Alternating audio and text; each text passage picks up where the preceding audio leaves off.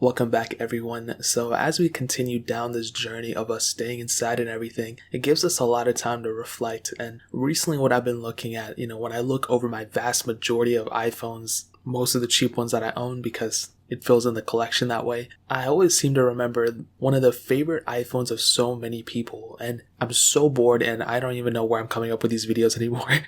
But whenever I go on Reddit, whenever I even talk about the iPhone SE's successor, which is the iPhone SE 2 or potentially the iPhone 9, so many people are getting so hyped up about this, and rightfully so. But very rarely do we see a phone that just has so much of a cult following that just wants to see, people want to see a successor to it. Like we look at phones like the iPhone 5C, we look at phones like the iPhone XR. Those phones were the 5C excluded, but the iPhone XR, iPhone 11, nobody this year is getting hyped up so much about the iPhone 12 series, I don't think, as much as they are getting hyped up for the iPhone SE 2 or the iPhone 9. And that pretty much goes to show with just the sheer attention that iPhone 12 videos get versus iPhone SE 2 videos get. And even when I go on Reddit, whenever I go anywhere, people are getting so hyped up about this. And people are only getting hyped up about it because the original was so good. We look at consoles like the Nintendo Wii, we look at consoles like the PS3 probably, and all these other things. We're like, man, how can these people make something that's just like this but newer and up to date? And it's always cool to look at the original ones, and that was a long drawn out intro, I'll be honest. So basically, why do people love the iPhone SE? And even in 2020, why do people want to see a successor to this phone? And lots of people have so many different things to say about every single iPhone. People hate on the iPhone 11, the 11 Pros, the 10Ss, the 10s. But the iPhone SE, as a majority, people love it. And I think the main thing, and probably the most important thing about this phone, would probably, I think, be more about the price tag than really anything else. Because even if you look at phones like the iPhone 11 that cost $699, if you reverse back in 2000 and let's say 16, the iPhone 7 Plus was selling for I think like $799 or $749 or something. It was around that price tag. And that came out the same year as the iPhone SE, and the iPhone SE was selling for a much cheaper price. I believe when it came out it was $399, and even the cheapest phone of this year was $699, which is a step in the right direction. Those phones are getting cheaper,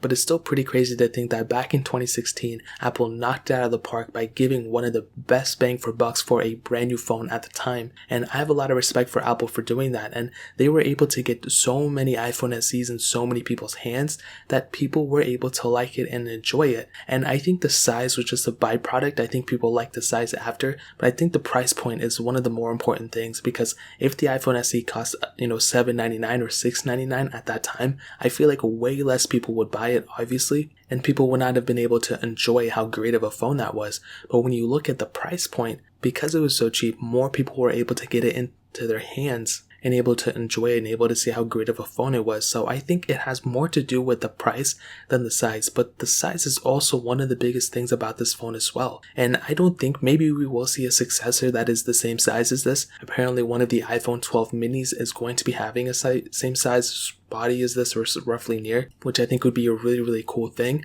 But the size, I think at that time, was definitely super, super important, and people didn't like having those huge phones. But even now in 2020, I would say the average sized phone is much larger now. All these phones are getting crazy big, and all these phone screens, are much, much bigger as well. Even though the phone sizes are kind of leveling out because we don't really need too many crazy sized phones anymore because of the lack of bezel. But the iPhone SE had a lot of bezel on it, so it's totally understandable. But the successor to this phone will probably either be in the iPhone 8 body, totally understandable. But even if that is the case, at that time, if you kind of look at the screen to body ratio of the average size screen, it might still be kind of the same because phones have only gotten bigger since then. So even for an iPhone 8 sized body in 2020, that's still pretty small compared to a Samsung Galaxy S20 Ultra or an iPhone 11 Pro Max. So I think the size, even in 2020, is still going to be pretty decent. And even if you reverse back in 2016 when this thing came out, that was obviously a great sized phone to have in your hands. And that's why a ton of people like it.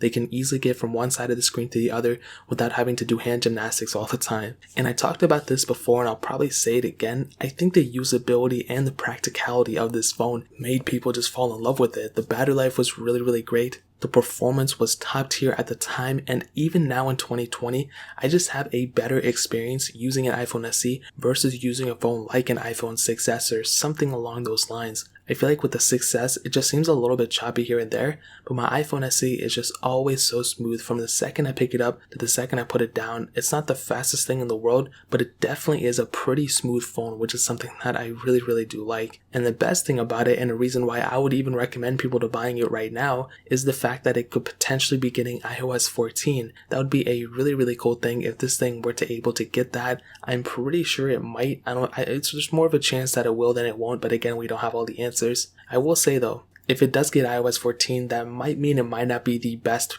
greatest update. It might not have the most amount of features, but it will mean that it will get an additional year of support, which would be really awesome. Also, don't forget you have that checkra jailbreak on this thing too, but those are more so reasons of why to pick it up now versus of why people picked it up in the past and, why people loved it at the time. So that's really pretty much it. Just a couple of reasons as to why people still love the iPhone SE and why I still love the iPhone SE in 2020. If you guys have any other questions or anything, leave it down in the comment section below. Hit the like button, that would mean so much, but definitely hit that subscribe button. Every single subscriber that we get really does count, so it means so much if you guys could hit that. Also, check out the other links down in the description as well. My Twitter, my Instagram, my second channel, all those links are linked down below. I'd really appreciate if you guys could check it out. More importantly than everything else, I love every single one of you guys. Hopefully I'll catch you guys in the next video. Peace out till then.